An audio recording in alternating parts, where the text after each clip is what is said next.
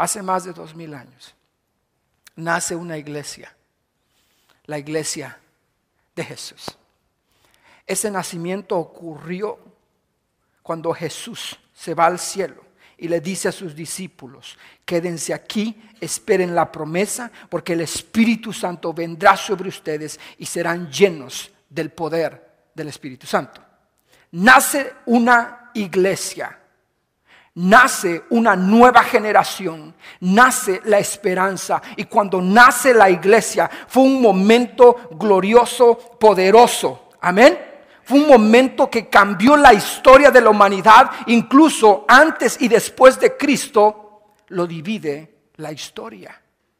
Cuando eso pasó, nace la iglesia. El apóstol Pedro, que hoy lo conocemos con el apóstol Pedro, por primera vez empieza y se levanta y predica acerca de Jesús. Porque se acuerdan que habían 120 en la iglesia, y esos 120 fueron llenos del Espíritu Santo. Y mucha gente de los que escuchaban hablar a los 120, porque habían hablado otras lenguas que nunca conocían, y les llamaron locos, que estaban tomados, borrachos. Y Pedro se levanta en medio de esa crítica y les dice: no estamos borrachos, es el Espíritu Santo. Y empieza a predicar el evangelio de Jesús y hace una lista de cosas, como Jesús anduvo en la tierra, como Jesús sanó al paralítico. Incluso dice: hey, no estamos locos, estamos llenos del Espíritu Santo, porque en los postreros días, así como escribió el profeta en el Antiguo Testamento, el Espíritu Santo se derramará sobre ustedes. Sus hijos verán visiones, sus hijas, los ancianos soñarán sueños. Vendrá el Espíritu Santo sobre nosotros, así que no estamos locos. Y empezó a predicar y a predicar y a predicar acerca de Jesús. Y empezó a tocar las membranas más profundos de las personas que estaban alrededor. Y empezó a decir: ustedes son culpables, ustedes crucificaron a Jesús. Jesús era el Mesías, el Salvador del mundo. Y cuando la gente fue conmovida, compungida por el mensaje, 120 eran la iglesia de Jesús. Cuando escucharon, dijeron esto: Pedro, ¿qué tenemos que hacer? ¿Qué tenemos que hacer para ser perdonados por nuestros pecados? Porque hemos ofendido a Jesús, hemos crucificado a Jesús. Ustedes, judíos, entregaron a Jesús. Sí, los romanos crucificaron a Jesús, pero ustedes lo entregaron. Ok, no más, Pedro, no más. ¿Qué tenemos que hacer? Y Pedro les dice: eso es lo que tienen que hacer. Pedro les dijo: arrepentíos y bautícense cada uno de vosotros en el nombre de Jesucristo para perdón de los pecados, y recibiréis el don del Espíritu Santo. La palabra arrepentimiento quiere decir que si yo me dirigía a una dirección, totalmente me doy la vuelta y me dirijo a la otra dirección. Esa es la palabra arrepentimiento. Si yo me iba hacia el pecado, me volteo y me doy la vuelta y voy rumbo a Jesús. Si voy rumbo a la maldad, a la fornicación, al adulterio, me doy la vuelta y voy a la santidad. Pedro estaba diciendo: tienen que darse la vuelta, tienen que voltearse, no ver más el pecado y ver a Jesús. Y cuando eso pase, Pedro dice: bautícense. ¿Por qué bautizamos nosotros? Porque es un mandamiento de la Biblia, y no solamente es un símbolo, es algo que pasa en lo espiritual y en lo sobrenatural. ¿Por qué no bautizamos a los pequeñitos, a los bebés? Porque ellos no están conscientes de lo que está pasando. Las personas que son bautizadas son conscientes de que han pecado, de que han fallado, y que necesitan bajar a las aguas del bautismo para que el símbolo, muerte, sepultura y resurrección tenga efecto en sus vidas. Amén. Después del arrepentimiento, el bautismo a través del nombre de Jesucristo, recibiréis el don ¿de qué? Del Espíritu Santo. Cuando la gente vio a Jesús, se arrepintió de sus pecados, el Espíritu Santo venía sobre ellos. Así que los que recibieron su palabra, escucha, ¿cuántos habían en la iglesia? ¿Cuántos eran en la iglesia? 120 personas, ¿verdad?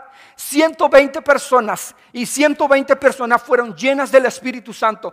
Pero aquel día los que recibieron su palabra fueron bautizados, y se añadieron aquel día, ¿cómo cuántos? 3,000 personas. Y eso no cuenta las mujeres ni los niños. Imagínense, están contando hombres, 3,000 hombres. Imagínense que todos estén casados, son 6,000, y que tengan hijos así como los mexicanos. Imagínense, una iglesia, mega iglesia de miles, 8,000, 9,000, 10,000, 15,000 personas en cuestiones quizás de horas, porque el Espíritu Santo vino sobre los 120 y los envió llenos y empezaron a hablar acerca de Jesús, y vino un avivamiento y se convirtieron 3,000 aquel día. ¿No es poderoso? ¿Quién lo hizo?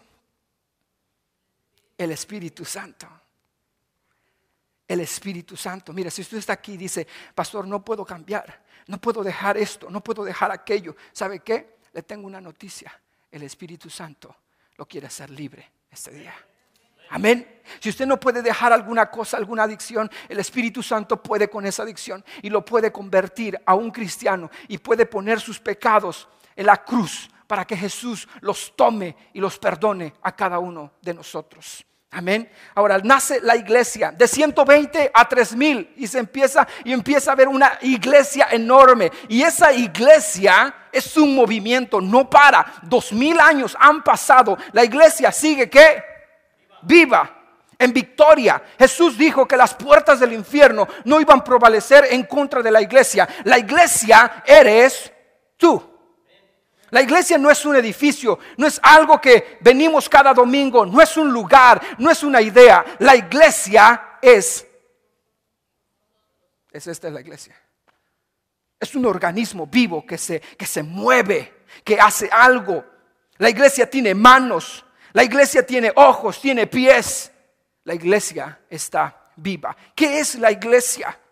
La palabra iglesia en el griego significa eclesía, y la palabra eclesía quiere decir asamblea o conjuntos de hombres y mujeres. Eso quiere decir iglesia. O en otras palabras, cuando tú y yo venimos aquí en este edificio, hacemos la iglesia. ¿Qué es la iglesia? ¿Es este edificio tan bonito? ¿Son estas bocinas? Porque cuando la gente nos pregunta: ¿a dónde va hoy, hermano, señor? ¿Qué es lo primero que dice? A la iglesia. Wrong, está equivocado. Este es un edificio donde la iglesia se congrega. Es la iglesia cantantes, bocinas, el escenario, las sillas. No. ¿Qué es la iglesia? ¿Es la iglesia cuando un grupo de personas va a la playa y oran antes de bañarse? Es la iglesia cuando nos juntamos en un bonfire, en una fogata, y estamos platicando, riéndonos, y ahí están los muchachos jugando y nada más cantan una canción. ¿Esa es la iglesia? ¿Qué es la iglesia? La iglesia somos nosotros. La iglesia es la persona. Di conmigo: yo soy la iglesia de Jesús, ¿ok? Porque puede ser la iglesia de alguien más, puede ser la iglesia de su esposo, puede ser la iglesia de su esposa, puede ser la iglesia de sus hijos, pero nosotros somos la iglesia de Jesucristo. Amén. Así es que la próxima vez que le pregunten: ¿a dónde va, tío o tía o señora, señorita? ¿A dónde va? Voy al lugar donde la iglesia se congrega. La gente va a decir: ¿qué es eso? Voy a un lugar donde la iglesia se congrega. La iglesia nace, ¿ok? Y esta es la vida de los primeros cristianos. Quiero verte, quiero que tú aprendas algo en este día. ¿Qué es la iglesia? Ya entendimos. ¿Quién es la iglesia? Diga conmigo: nosotros somos la iglesia. ¿Qué es lo que se supone que la iglesia del siglo XXI, o sea, hoy en día se tiene que hacer? Porque la iglesia del primer siglo estas cosas hacía. Okay. Todas estas cosas que la iglesia del primer siglo, o la iglesia de Hechos, o la iglesia primitiva, o la iglesia que empezó Jesús a través del líder Pedro, esas cosas hacían. Ahora, ha cambiado muchísimo. ¿Deberíamos de cambiar? ¿Deberíamos de hacer cosas diferentes? ¿O deberíamos seguir el modelo que Jesús nos dejó para que su iglesia siga funcionando? Si ha seguido funcionando durante muchos años, si ha seguido funcionando, ¿por qué cambiar cosas si la iglesia sigue en victoria, en victoria y en victoria, y la iglesia sigue viva? Esa es la primera iglesia. Hechos 2:42. Quiero que vaya a su Biblia, por favor. Hechos 2:42. Esto es lo que hacía la primera iglesia. Se juntaba y perseveraban en la doctrina de los apóstoles, ¿ok? Escúcheme.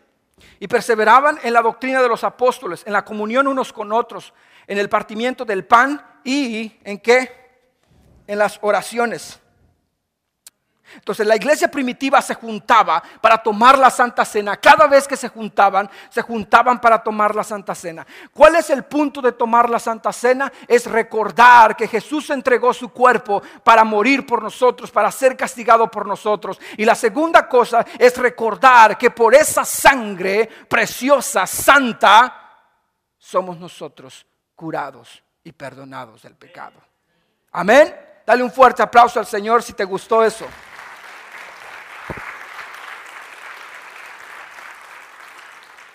Entonces, esa es la iglesia del primer siglo. Se juntaban para comer, para tener comunión unos con otros. ¿Ok? Así es que, y sobrevino temor. ¿Ok? Después de que empezaron a predicar, sobrevino temor a toda persona. Y muchas maravillas y señales eran hechas por los apóstoles. Algo impresionante pasó. Yo no sé, pero debemos de creer todas estas cosas que empezaron a pasar. Maravillas empezaron a suceder. Pedro, se convierte en el líder principal de los apóstoles. En una ocasión, Pedro, dice la Biblia, que su sombra, la gente traía a la puerta a sus enfermos y solo Pedro caminaba y su sombra sanaba los enfermos. Algo impresionante y sobrenatural empezó a acontecer en el primer siglo de la primera iglesia. Empezaron a suceder milagros. Los cojos caminaban, los ciegos podían ver, los paralíticos caminaban una vez más. Algo sobrenatural empezó a acontecer. ¿Sabes por qué? Porque el Espíritu Santo había tocado las fibras de las personas. Porque el Espíritu Santo estaba presente más que nunca en ese lugar. Necesitamos tomar en serio al Espíritu Santo. ¿Cuántos quieren ser sanos? ¿Cuántos quieren ser sanos? ¿Realmente quieren ser sanos? El Espíritu Santo te puede sanar esta mañana. Si lo puedes creer, recibe tu sanidad en el nombre de Jesús. Amén. Pero hemos cambiado tanto. La iglesia del siglo XXI piensa que los dones, las maravillas ya se extinguieron y que no existen. Pero existen todavía. Si hubiera un hombre que se parara en la línea y dijera: Dios, yo te creo por lo que vas a hacer y por lo que estás haciendo, Dios haría algo poderoso. Pero estamos en la iglesia durmiendo, estamos así como indiferente, viendo: espero que el pastor ya se acabe, ya me quiero ir. Come on.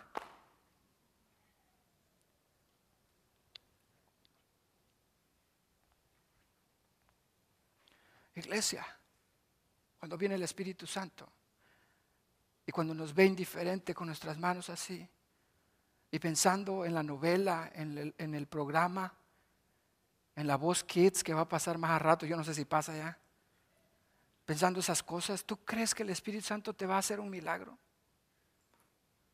¿Tú crees que el Espíritu Santo va a venir en nuestra iglesia cuando estamos tan indiferentes a Él? Él viene y se pasea y nadie quiere ser lleno del Espíritu Santo. Y simplemente agarramos nuestras manos y lo ignoramos. Y decimos: ¿sabes qué? No quiero que hagas nada conmigo. El Espíritu Santo está en este lugar, señores y señores. Si alguien quiere beber del Espíritu Santo, venga y beba, dijo Jesús.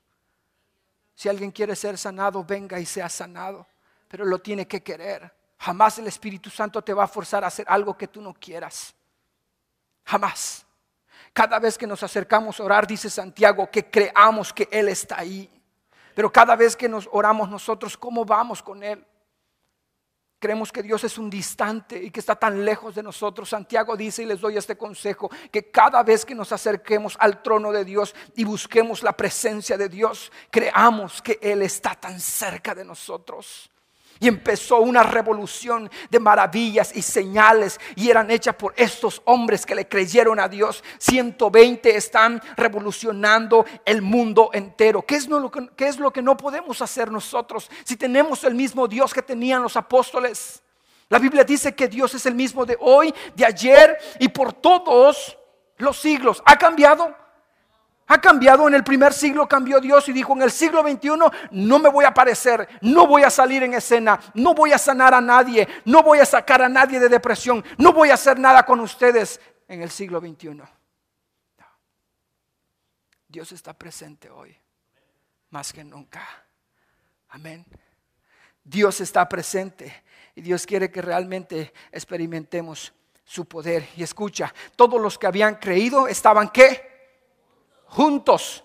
Escucha, si la iglesia está siempre juntos, no va a poder el enemigo, el diablo, separarnos. Estaba leyendo Romanos esta mañana, Romanos 8 creo. Estaba leyendo que dice, nadie nos podrá separar del amor de Dios. Tribulación, no. Persecución, no. Hambre, no. Desnudez, no. El dólar, sí. Sí. Pero Pablo dice, nadie, excepto tú, excepto yo. Nadie te puede rechazar del amor de Dios, excepto tú si no quieres. Es interesante, ¿verdad? Pero el amor de Dios está disponible para cada uno de ustedes. Hoy, mañana, hasta cuando tú estés dispuesto a recibirlo con todo tu corazón. Los que habían creído, escucha, los que habían creído, no los que habían seguido a Jesús, porque había mucha gente que seguía a Jesús, pero no creían en que Él era el Salvador del mundo, ¿ok?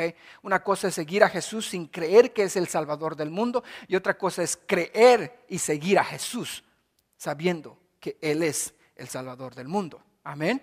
Y tenían en común todas las cosas, y vendían sus propiedades y sus bienes, y los repartían a todos según la necesidad de cada uno. Imagínate, esa iglesia del primer siglo, no sé qué está haciendo, pero algo increíble está haciendo. Yo no sé qué usted puede ver aquí. Yo veo dos cosas, y la primera cosa que yo veo es generosidad. Amén. Generosidad. Cuando nosotros venimos a Jesús, nuestro corazón cambia. Nosotros somos generosos, damos dinero a la iglesia, damos dinero a otras fundaciones, porque nuestro corazón es totalmente nuevo. Somos generosos porque el Espíritu Santo nos ha cambiado y nos ha transformado. Amén. Así que piensen en alguien generoso. Piensen en alguien, el más generoso en sus vidas. ¿Alguna persona? ¿Alguien? Pero yo puedo pensar en alguien que es Dios. Escucha. Puedo pensar en Dios, el Dios, como el alguien o el ser más generoso. Dios nos dio vida. Dios nos hizo a su imagen y su semejanza. Dios nos dio una nueva mañana para despertar. Dios nos ha dado esposa. Dios nos ha dado esposo. Dios nos ha dado hijos. Dios nos ha dado todo. Incluso Dios entregó a su hijo para morir por nosotros. Dios es el hombre o el ser más generoso que hay en toda la tierra. Amén. Ahora, ¿qué se necesita para ser generoso? Porque muchas veces nosotros no somos generosos. Porque muchas veces nosotros queremos y no nos sacan ni un peso ni un dólar. Cuando pasa la ofrenda y nosotros recolectamos ofrenda. ¿Por qué recolectamos ofrenda? ¿Por qué le pedimos sus diezmos? ¿Por qué? Porque para que el evangelio siga predicando, para que nosotros podamos pagar toda esta magnitud de edificio para que siga corriendo. Porque ¿cuánto les encanta el aire acondicionado? Amén. Tenemos aire acondicionado, amén, ¿verdad?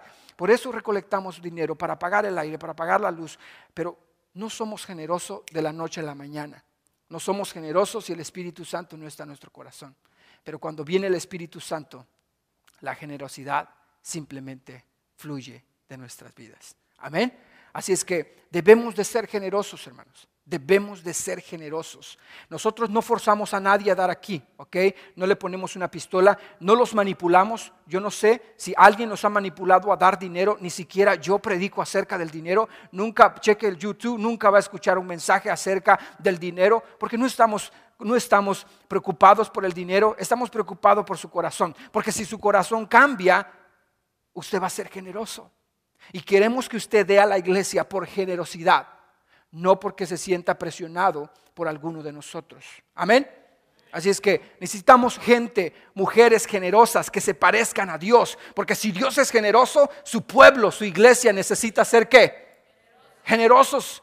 Porque si Dios nos ha dado tanto, de lo mucho que nos ha dado, vamos a dar no poquito, mucho. Porque entre más damos, más Dios añade a nuestras vidas. Amén. Así es que la generosidad viene de Dios. Pero hay algo más que hay, no sé si notaron, pero el comunismo. Yo no sé si ustedes saben la palabra comunismo, pero se los voy a explicar en un momento. Yo no quiero que ustedes piensen que el comunismo empezó en la primera iglesia o en el primer siglo. No era comunismo, no era que el gobierno tenía autoridad sobre cada persona en ese momento. No hay comunismo, porque el comunismo lo que hace es que el gobierno es dueño de todo. Es dueño de las propiedades, es dueño de su carro, es dueño de usted mismo, es dueño de sus hijos. El comunismo puede hacer lo que él se le antoje hacer. Pero en esa ocasión la Biblia dice, escucha, la Biblia dice que y tenían en común todas las cosas, ¿ok?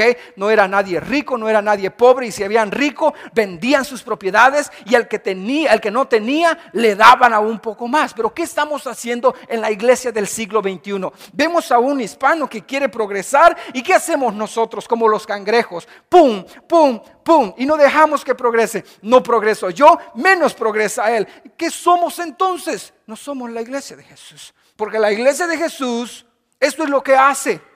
Escucha, esto es lo que hace. Tenían todas las cosas en común. Vendían diga conmigo, cuando estás en el comunismo o eres parte del comunismo, cuando estás en el comunismo nadie tiene bienes.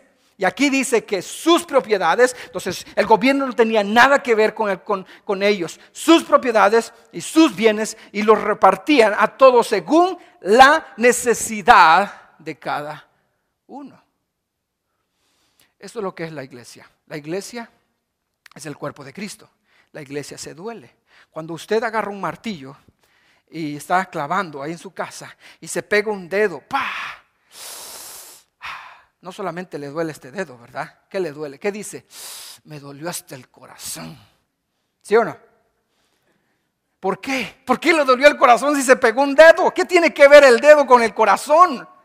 ¿O qué hasta la cabeza me dolió? ¿Qué tiene que ver la cabeza con este dedo? Si es un pedacito de carne, de hueso, que nada más se partió en la mitad, pero no pasa nada.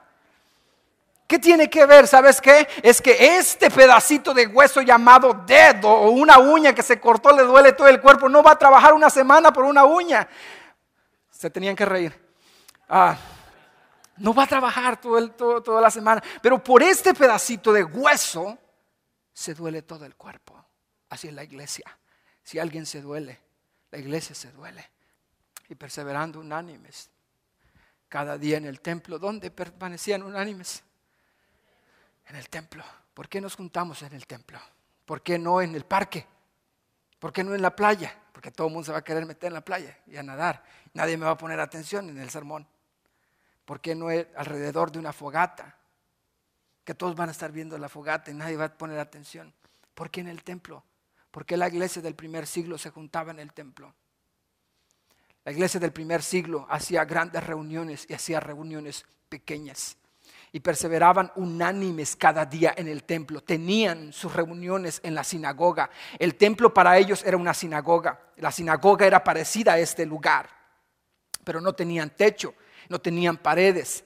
Era todo extendido, todo abierto. Recuerde que cuando Jesús vino del desierto y fue ¿a dónde? Fue a la sinagoga y lee el libro de Isaías, si se acuerdan, ¿verdad? Estaban los fariseos, los saduceos y todo el mundo, y se para y dice: el Espíritu de Jehová ha venido sobre mí. Y empieza a leer el libro de Isaías. Y esa era una sinagoga. Se juntaban para escuchar la palabra de Dios, para que el hombre de Dios, para que el pastor, en ese caso vino Jesús y les predicó acerca de que esa profecía de Isaías se había cumplido en ese momento con Jesús parado frente a ellos. Y partiendo el pan en las casas, comían juntos con alegría y sencillez de corazón. Escucha, tenían una oración y adoración en la sinagoga, pero terminando la adoración en la sinagoga, en el templo, se iban a sus casas y comían juntos, dice, comían juntos con alegría y sencillez de corazón, amén, y teniendo favor con todo el pueblo. Escuchen. Y el Señor añadía cada día a la iglesia los que habían de ser salvos. Aquí hay una lección que aprender y ya casi termino. Si realmente queremos que la iglesia crezca, eso es lo que tenemos que hacer, iglesia. Eso es lo que tenemos que hacer. Tenemos que tener favor con el pueblo. Pero ¿cómo vamos a tener favor con la ciudad? Favor con nuestras familias, favor con la gente que nos rodea. Es que cada día estemos adorando al Señor, que cada día nos amemos unos a otros, que cada día convivamos y seamos una familia en Cristo Jesús. Amén. Que cada día usted y yo nos amemos y nos respetemos.